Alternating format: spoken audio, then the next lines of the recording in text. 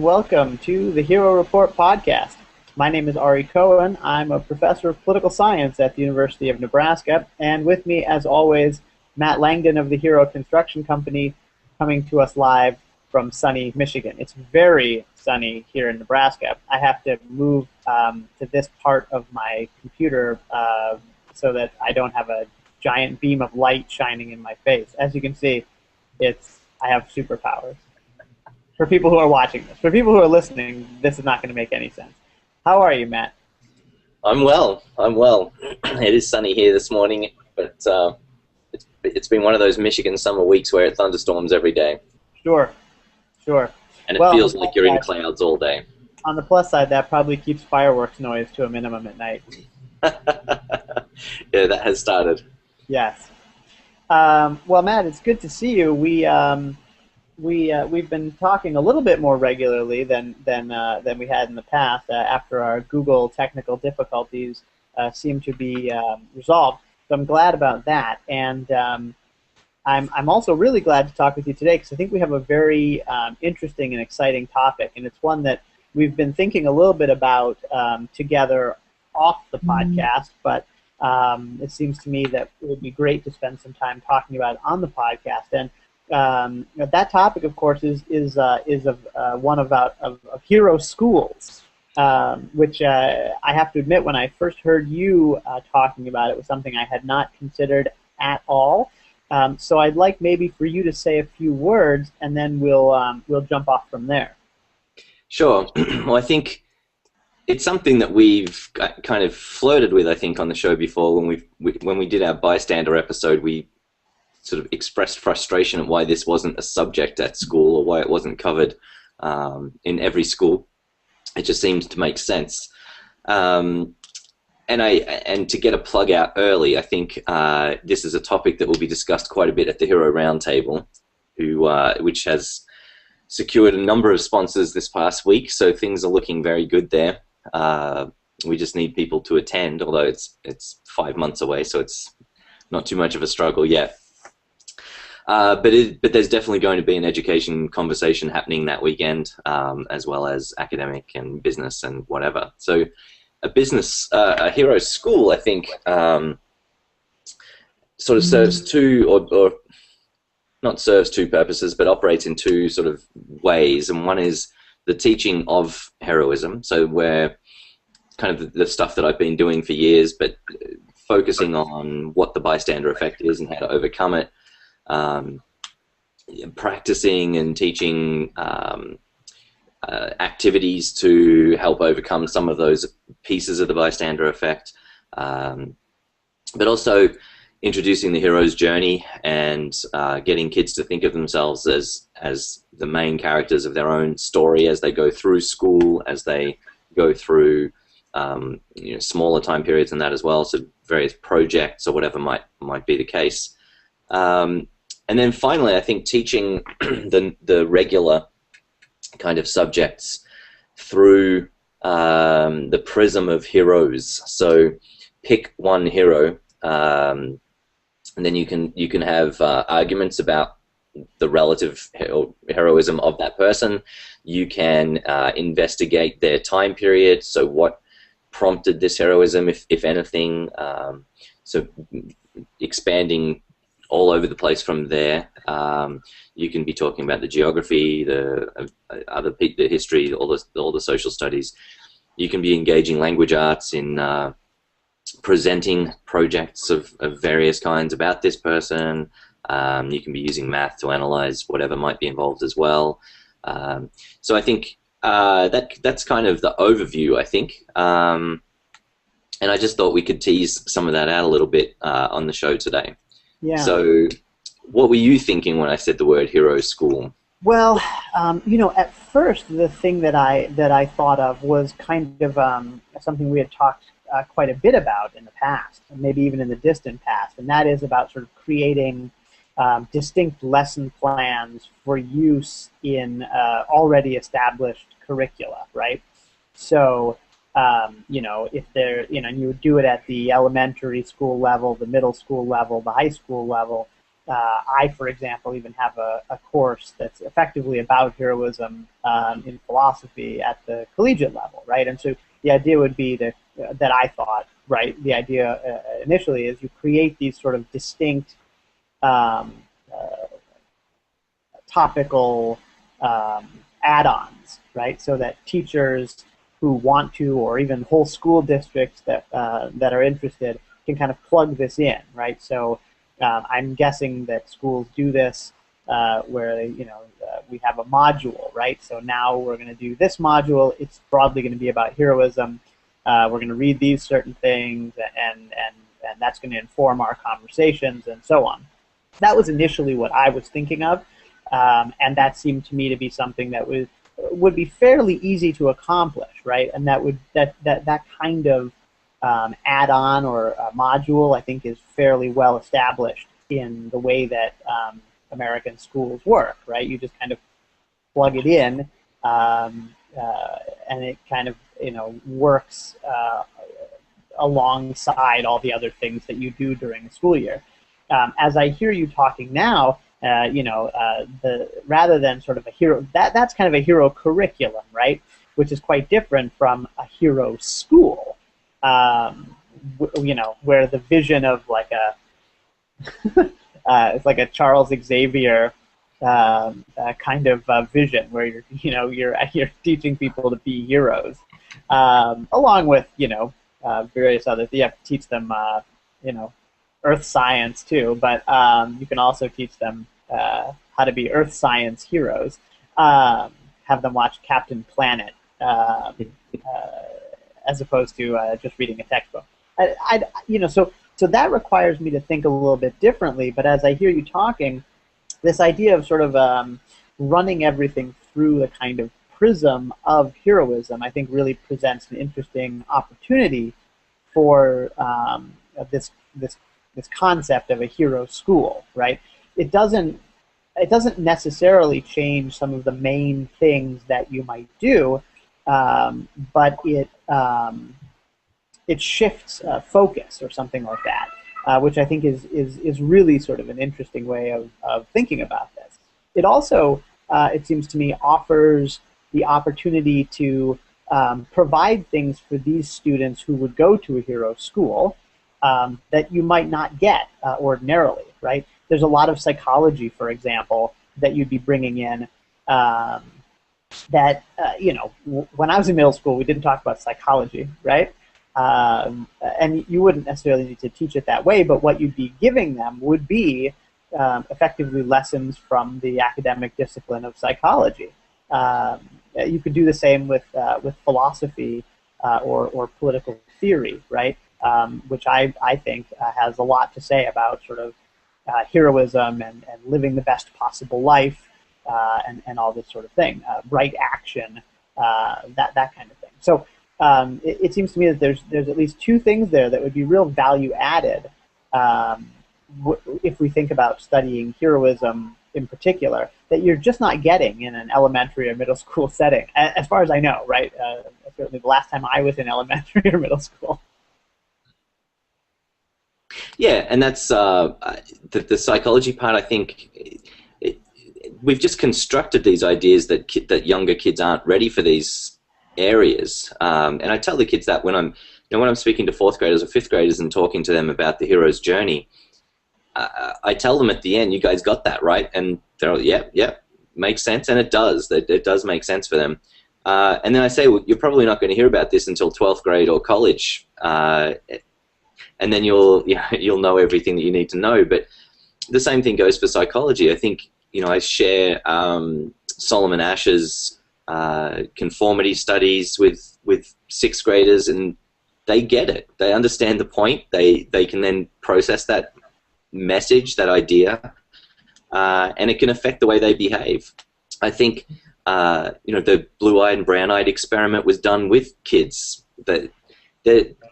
and not just done with kids, but processed with the kids as well. So it wasn't a psychology experiment. It was an elementary school teacher who did this experiment, and the kids learned from that. So yeah, I think we restrict our kids from some of this stuff and there's a lot there's a lot that goes into that, standardized testing and that whole deal. So I think that's important, the idea that kids can process stuff that we don't always credit them with. And the idea of having sort of heroes or people that are central to each of the areas that you study just kind of reminds me of the great men of history theory. So it used to be that you'd study history through the people that appeared to have changed history or made history. The difference with studying things through the heroes is we're not saying that they change things necessarily. We're just using them as a starting point to spread out into the different disciplines that need to be done. And I think every hero that people learn about prepares them for heroism later. I think we've talked about that before, that one of the real benefit, one of the ways that you can encourage heroism is to just share more heroes. So the more that the kids get involved in these people, the more likely they are to be inspired to do something with their lives or to just take a single action. So I think that's getting to the crux of it. Yeah, I'm sort of going back and thinking about things that I read, let's say, in my English class in middle school, and how it would be different if it was presented, in sort of the prism of heroism, rather than simply like, here's what the book says. Let's sure we understand plot, and we understand symbolism, and we understand metaphor, right? You can still do all of those things, but if you also said, let's talk about the hero's journey, or what makes this character a hero or not. When you imagine imagine what you add to reading, to a student reading To Kill a Mockingbird for the first time, if you talk about, heroism and justice, as opposed to, simply talking about, well, what do you think about this character, and, who does this character represent? Like, I just think that there are so many real opportunities there, and that, that's obviously the most obvious book that immediately came to mind. But the same is also true. Think about the opportunities presented by Lord of the Flies, which I think is it was for me a middle school book. These are really great opportunities to talk that allow you to talk with young people about kind of the stakes, and also about how their decisions affect their lives and the lives of others, and obviously you don't have to talk about sort of the heavy theory, right? You don't have to say the way that you would in a college classroom or whatever. Well, here's what the academic research tells us. But you can simply build in the lessons, right? They don't have to read the studies to be made aware of the concepts and why people think the things that people think. So it seems to me a real opportunity there, right? I mean, I have a lot of students now, college students, who come in and they're very apprehensive about reading philosophy, reading political theory, because it was first introduced to them in high school.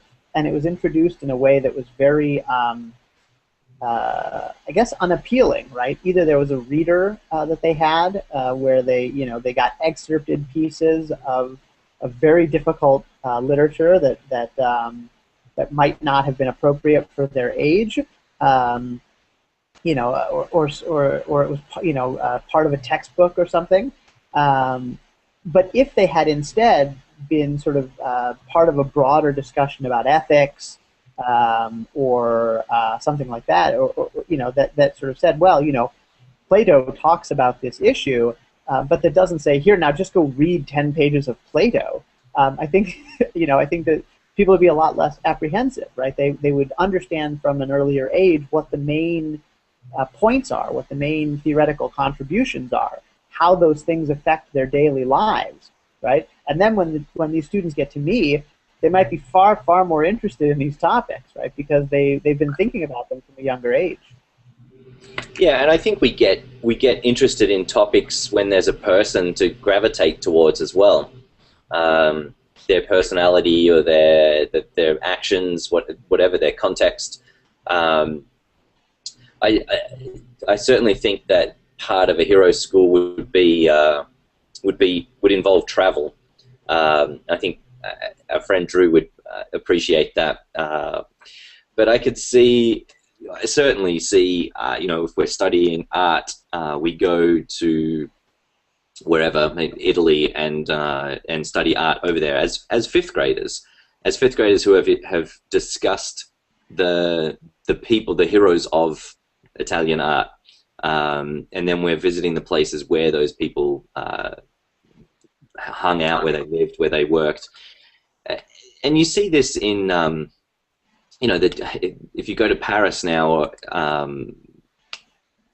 I can't remember where the new Dan Brown book is set, but if you go to Paris, you've got Da Vinci Code. You've got people going to these places and learning and seeing them and learning about them through the prism of Dan Brown's hero. I just think that you can get so much more interest in the broader subjects, the history of the area, the whatever it might be through the people. So that's a big part. The other part of the travel would be in impromptu sort of service opportunities. So you've got your sixth graders or your eighth graders, or I mean anyone really, but they're a couple of them are inspired by people who go in after weather incidents or natural disasters and help. We could commandeer the school bus and drive down to wherever for 2 weeks, or for not 2 weeks, but a week to help. Kids can do this stuff, and kids can organize going to Haiti to help, or to wherever. It could be a couple of hours away. It could be a couple of days away. And you could also, I mean, the other thing too that I think is important to remember is that it can be done locally, right? I mean, there's so many opportunities for service learning right. in the community where the school is located. And I think it's far too often that schools, especially in the elementary, middle school, that age range, people think, well, that we don't need to do that sort of thing, right? But getting people started early on this concept and really making it service learning, right, where there are things that they get out of it. They write something about it, or there's a discussion that it leads to whatever, rather than sort of doing it as something that's not connected to a lesson. I think there's doing that is a really great opportunity, right? And so it's quite expensive, obviously, to go to a different country or even to drive to a different state. But there's plenty going on in everybody's individual communities where you can still sort of make this kind of difference and learn from doing it. So I think that the concept of service learning from a very in schools for younger students, I think, is really important and something that I think is not used often enough. Yeah, absolutely. And I mean, one of our recent guests, Ethan King, as a fifth grader, was doing this stuff by himself. And again, showing kids that other kids have done this is only going to help, Yeah, and we really know also that we already know that using individual stories, that's something that works, and it's something that we've done for a long time, right? I mean, think about how American history is taught to young people, right? I mean, it's not really necessarily taught in the sort of the broad, sweeping scope that you would find in a high school history text or college history text. You learn about presidents, right? And you do a report about your state, typically, right? So it's always individual stories and then something local that you can connect with. It seems to me that these are the kinds of things that a hero school would do, right? And I think that spending more time on Lincoln, let's say, would be really interesting. spending more time on Martin Luther King. Uh, you know, those are really interesting things that you could do to help teach to help you teach American history, but thinking about sort of what makes people heroic, what makes people do things that are outside of the norm or outside of the box. I actually think we'd be better served by teaching less about Martin Luther King and Abraham Lincoln. I think there's a reality of kids just being oversaturated with those stories, and I encourage this every year during Black History Month in my newsletter, that teachers should pick some other heroes for Black History Month, not well, yeah, no, certainly. Martin Luther King. Yeah. No, I completely agree. It just seems to me that we know how to do this, right? Those are examples of how we take individual stories and talk about how these people are kind of they have lessons that we should learn, right? Their lives are kind of embodiments of the sort of thing that we want to promote, and that's true not just for people who think about heroism, but people who think about citizenship, right, and civic engagement, and that's why they're taught as much as they are. But the fact that we're not picking anyone else is a real loss, right? But if you don't have time, because there are standardized tests and there's and those are tried and true examples, and those are the ones that the books already cover. Well, I mean, this gives you an opportunity to add, right? Yeah, and I think something else to cover in a hero school is how this would work for the younger ages as well. And I think stories there. I mean, choosing stories with questions to be asked. I think we're talking about talking with some people recently about teaching reading to inner city kids who, if they haven't got the level of reading by second grade, statistics show that they're destined to have less than stellar lives. And I think the way that you teach reading is to not teach reading, but to put something in front of them that they're desperate to read. That everybody else is around them is overjoyed at the stuff that they're getting to hear about and read about. That's how you get someone to read. That's how you get someone to do anything, really. If you want someone to learn something, give them a reason to want to learn it, not just constant activities on constant teaching on how to do it. Yeah. That you just build up resentment there. You build, that's where accidental learning happens. I think we used to try to do that when I worked at camp. Was try to get the kids to learn without realizing that they were learning. So they were playing a game, or they were walking through the woods or something, but they came back knowing something that they didn't know before. Right. I also wonder, this might take us in a different direction, so let me know if you don't want to go in a different direction yet, but I also wondered about the possibility of sort of bringing in guests, right? Bringing in speakers and that sort of thing, and whether this sort of concept of a new kind of school kind of affords you with that opportunity that you might not get so often in a more traditional middle school or whatever, right? Because there are so many people who could come in and talk either about their own experiences or about research or whatever. I wonder if that's something that's worth considering. Absolutely, yeah. And again, I would encourage the kids to get involved in that. One of the stories that I came across early on in doing this hero work was that of Irina Sendler, who saved 2,500 kids, Jewish kids from I think the Warsaw Ghetto.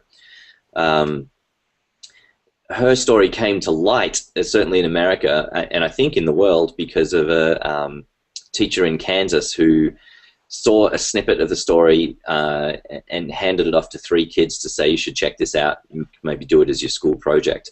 He thought the number was a typo because he couldn't possibly imagine that someone had done that and he hadn't heard of them. So they investigated the story, they found the facts, they interviewed people, and they created a play. And I think, this is the kind of learning that needs to happen at a school where the kids just are using their learning in ways that interest them. So if it's putting on a play, writing a play and putting on a play, fantastic. If it's writing a paper, great. Making a movie, great. Doing a speech in front of an audience, whatever moves them, I think that's a really important part of learning. Now, because these kids did this, they exposed her story and they raised money to get her to visit. They went to visit her, but that sort of thing. Remember in Freedom Writers, can't remember where that book was out of, but they brought over was it Meep Geese? Yeah. They had the passion to do it. They found the person. They invited them to do it. And I think that would be a huge part of a hero school for sure. And as well as the administration or staff choosing to bring people in as well. I think, like you say, bringing someone in who's done the research, who can express it to commoners like me, what their results are. Fantastic. Yeah, well, and you have already kind of a built-in group, right? I mean, we talk about the Hero Roundtable Conference with some regularity here. We don't know how it's going to work out yet. We assume it's going to be very good in November, but what that does is provide you with, I mean, how many speakers do you have lined up already? Got 19 speakers. Yeah. And some extra breakout sessions. Right. So, I mean, depending on how those things go, I mean, you could already have, across a few years, you bring in a handful of them each year to do a day or a week or whatever where they interact with some specific class, about some topic. I think, there's a real opportunity there, and you already have this great group. Yeah, absolutely. Absolutely. It would be great to be able to announce at the Hero Roundtable that we've got a school ready to go, right? So if we've got any funders out there who want to start a school, let us know. Yeah, that would be very nice. I think that the idea is really fascinating, right? And I wonder sort of what are the difficulties, right? What stands in the way of something like this? I mean, the first thing that obviously comes to mind is, just the basic, what do students of this or that age need to learn, right? And is there a way to make sure that students are getting what they need to learn in order to go on to the next step or whatever that may be? Right. Yeah, I think the status quo is a barrier. We're living in a world of standardized testing that is the norm. There are definitely some schools out there, some model schools that we could certainly take lessons from. Acton Academy in Austin, Texas, bases their school around teaching the hero's journey, and they treat their kids as heroes. I think one of the attitudes of the school is that every kid has the potential to be great, or something like that. Every kid can be great, so let's help them get there. But they've got a video on their website of young kids explaining the hero's journey, and they feel it. I mean, they go through the stages of the year. They identify companions and mentors, and I think that they divide it up into there's 5 different sort of roles that people play in their journey, and they identify them. And I think that's important, or it's such a useful skill as people get older. Imagine someone going off to college being fully aware of that concept, that they're going through a journey here and they need help from other people, and to actively seek those people out. I think that it just can be so helpful. So I think the status quo part is, that affects you from lots of angles. It's parents' willingness to get their kids into that school. Kids' expectations of what school is, even teachers' expectations of what school is. So, I imagine a hero school is not a very routine kind of school where it's 50 minutes here, then 50 minutes there, then 50 minutes there. It's a lot more open. You dedicate half the day to discussing an idea. You've got a whole week dedicated to putting on producing your project, whatever it might be. I think that's the way to go. And another thing we haven't discussed is how this expands out into sort of some of the STEM subjects.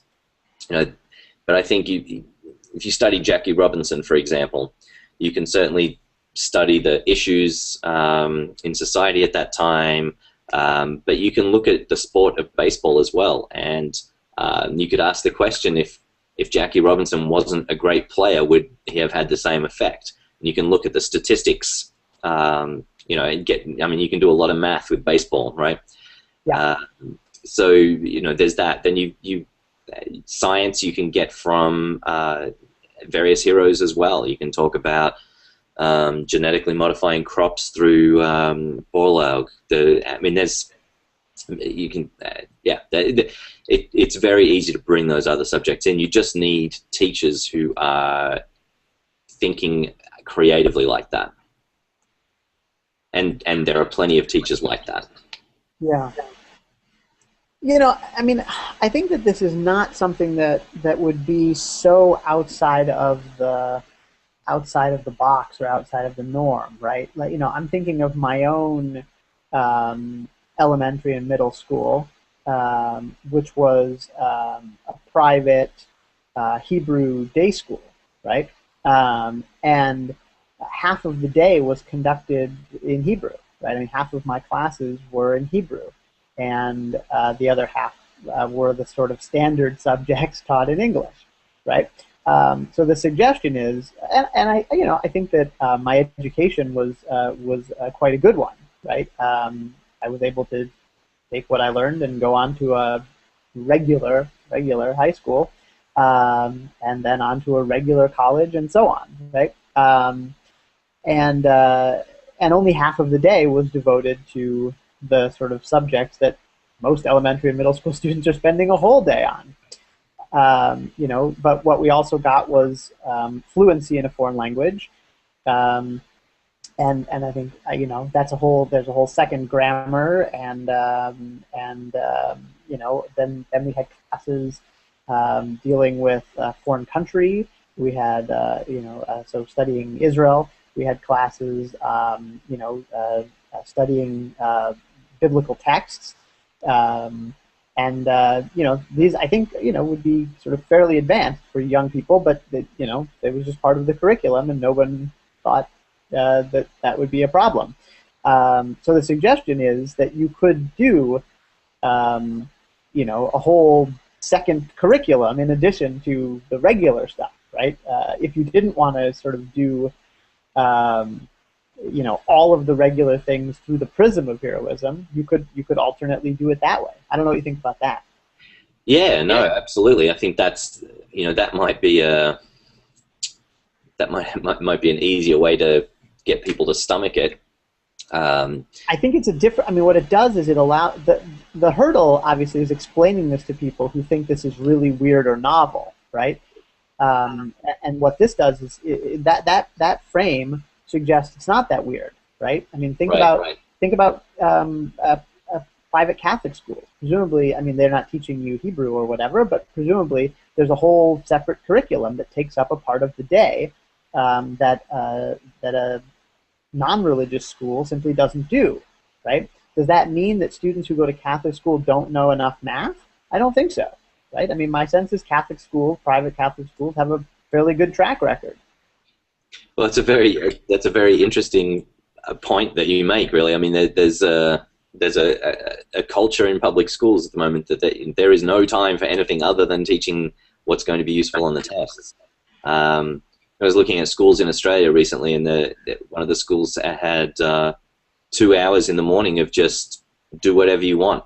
So the kids in the classroom just entertain themselves, and the teacher's job was to facilitate the learning through whatever they were doing. So it was, you're just encouraging the kids to think about what they're doing and take lessons away from it. And Australia is not suffering from a huge learning deficit either. There's no question that it can be done. Just the status quo is very powerful. There's a lot of pressure to stay with this idea that you've got to cram this information in, or they'll never get it. And I mean, over and over again, there are schools that have proved that that's not true. There are schools with no curriculum at all, and those kids are doing exceptionally well on tests and being recruited for the top colleges. I mean, the colleges are coming to them and saying, "We want your kids because they're head and shoulders above what we're getting elsewhere." Right. Well, and I think that's how you sell it, right? And the truth is, you don't have to go so far as to say, right, we're so radical that this is unschool or whatever, right? That in fact you can say, we have a terrific math curriculum, right? And we have a terrific science curriculum, and in addition, right, because the private school model demonstrates this, we have tons of time to do other things too, which makes your students far more well-rounded. So in addition to the terrific math and science curriculum that they're learning, the same things that their peers are learning in public school, they're also learning philosophy and psychology, and they're thinking more deeply about English literature, or whatever. It's just that you're freed up in some sense to do all of these other value-added things, while also continuing to do the regular stuff, and presumably this is true, right? I guess I hadn't really thought about my own educational experience and where we found the time, right? And I never talked to friends who I met in high school, let's say, who went to a public school. I never said, "What the hell were you doing with with that other half a day?" Right? Did you read more English? Did you read more books in your English class than I did? How do you explain that? I'd be very interested to hear, in fact, how that works. And now, obviously, this was way before all of the testing. We still had some testing, but not to the extent that we have it today. But it seems to me that there should just be lots of time. We certainly seem to have plenty of time. Yeah, and I think you're expressing the frustration of education reformers, I think. I think the other thing, you had said how beneficial it would be to have people come into the school to share with the kids. I also think there'd be a great benefit in having people who come into the school who the kids are presenting to, whether it's the local community, so bringing the families in, but also other community members. I think that there's a clear way of doing that with presenting the projects that the kids have worked on, but also just to have information nights that the kids put together. Say, look, we just have discovered this person. We've spent 2 weeks learning about this person, and we want to share it with everybody in our town because we think it's really applicable. Yeah. Their story is applicable, and we want you to know about it. And they might bring the police department in and say, look, here's what we've discovered, or that kind of thing can only improve community in general. Community relations and the community itself. Yeah, no, I think that's a great idea. I remember when I was living out in Virginia, I think I went into a high school, a county high school, for 2 days and taught. I taught a couple of class sessions on philosophy. It was, a teacher asked me to come in, and it was great. it was incredibly hard work compared to the work I do in my own classroom. The amount of time and the and truthfully, the amount of participation that I got from high school students was so different, so much more participation. So it required me to be really on my toes, right? It wasn't just that I had my lecture notes, but that I was, I was reacting on the fly far more than I do in my own classroom. And it was great. It was great fun for me. I think they got something that they wouldn't ordinarily have had, and I think that kind of opportunity is really neat, right? I mean, it's really sort of this value added that you can sort of say, well, this is something that really distinguishes us, right? We're bringing whomever, right? Either we have speakers with firsthand experience of these issues. We're bringing college professors to talk to your sixth graders. I mean, there's all kinds of like really, what do I say, saleable things here that I think are kind of fascinating opportunities, and I think most parents would probably be excited about that, I would think. Yeah, yeah, and I think having that multi-age building and having the walls open for the ages to mix is provides a lot of opportunities as well, where with relating to the hero's journey, but mentoring, companions, having a mentor, having someone older than you who's experienced things to go to, is obviously, I mean, there's no question that's valuable, but also having the reverse, that those kids that who are deliberately acting as mentors, I think can be really powerful as well. So you'd have a school that was a very tight community rather than a segregated, an age segregated community where there's some crossover because my brother's in this grade, and so I know a couple of people in that grade, but being much more open to the to age intermingling, I suppose. And it's just I think that having the flexibility in schedule to just address anything that's happening in the news. I mean, your middle school aged kids would have spent the last week talking about whistleblowing, or talking about civil rights based on votes this week and decisions this week.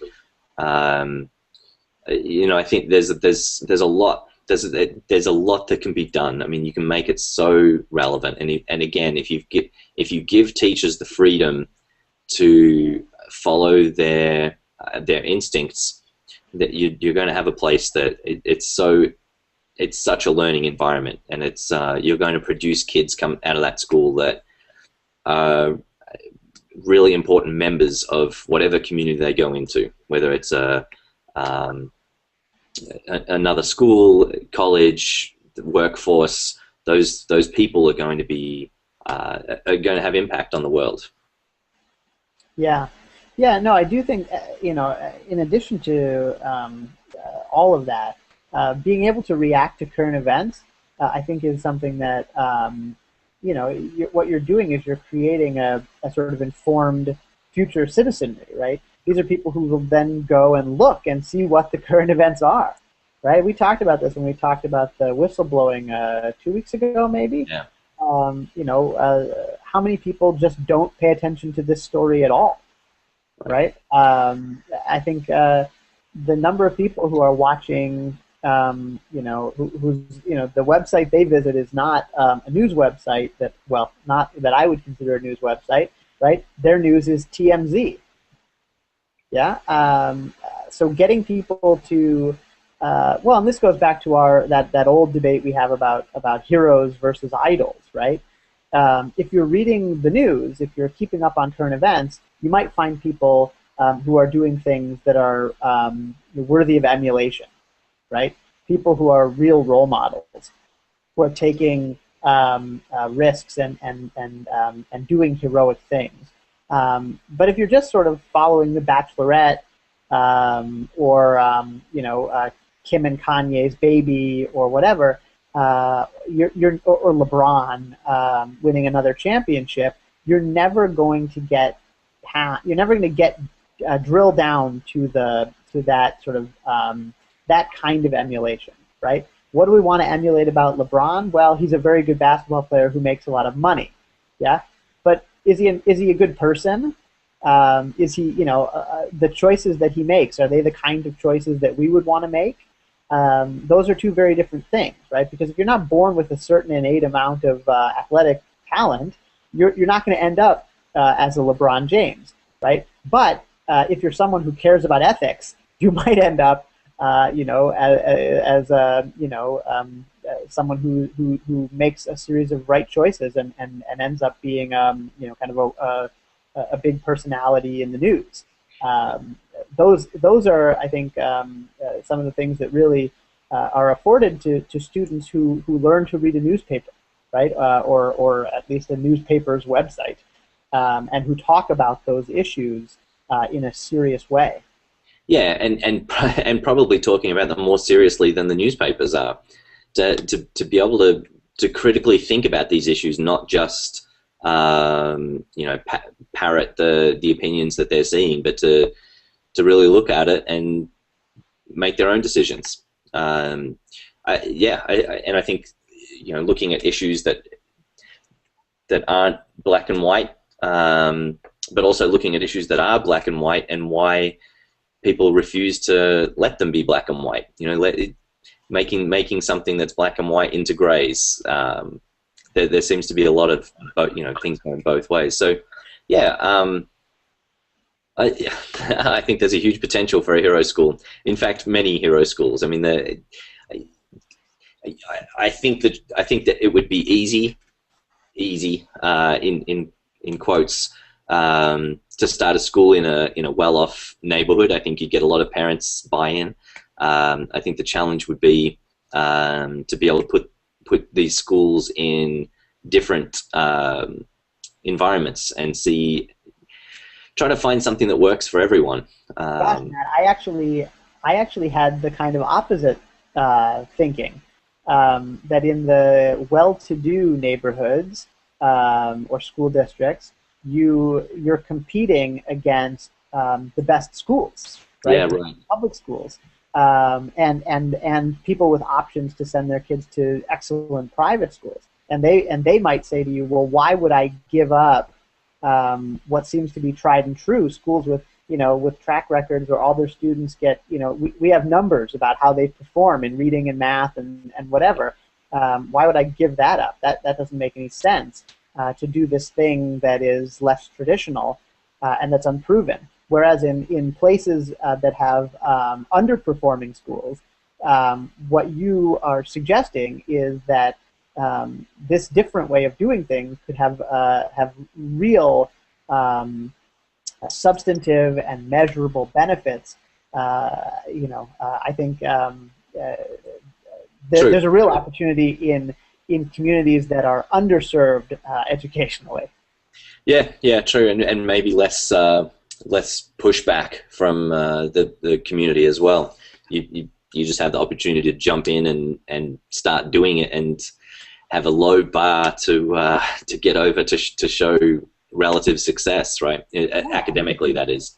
If you're building your hero school in a neighborhood where kids are reading 3 grade levels below their peers, and you say, look, we're going to come in. We've got some, it's a smaller number of teachers, and they're shared across grades or whatever. But these teachers are really dedicated. They're going to be better paid than the teachers in your neighborhood schools, and they will get your kids reading at or above grade level. Boy, that seems to be a real easy sale. Yeah, good point. Good point. The question, of course, is how to do that, right? How do you do a school in, let's say, an urban or a rural setting, right? Because those are both typically the kind of underperforming. They have less money available to them, and so on, as opposed to the suburbs, which are doing obviously the best. How do you build a school in that area and in fact get teachers that you're able to pay a little bit better, and all that kind of stuff, right? I mean, what kind of a school is that, and how do you, do you charge? If you want to get students into your school, how do you make it available to people with lower incomes or whatever? Uh, those are some issues that obviously you need funding.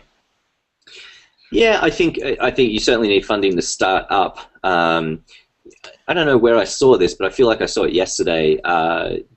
It was talking about the relative benefits of an independent school or a charter school or something because they don't participate in the sports. So you save all this money from a sports program, so, for example.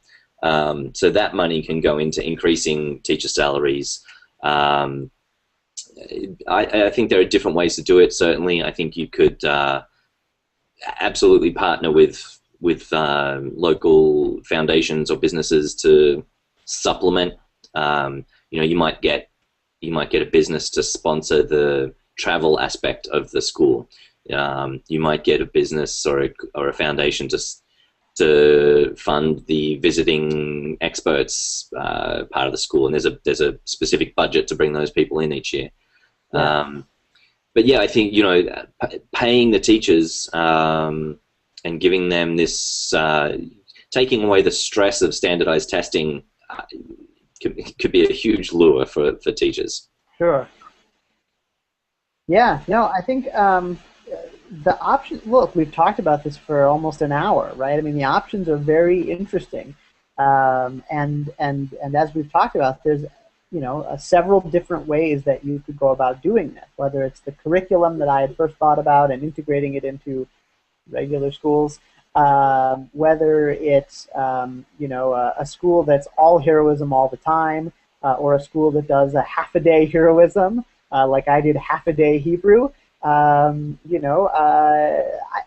think that there's some real interesting possibilities here, and I'll be fascinated to hear what people who have listened to the podcast today have to say, what other people that we know, who are doing this kind of heroism research and speaking, what they think about this concept, because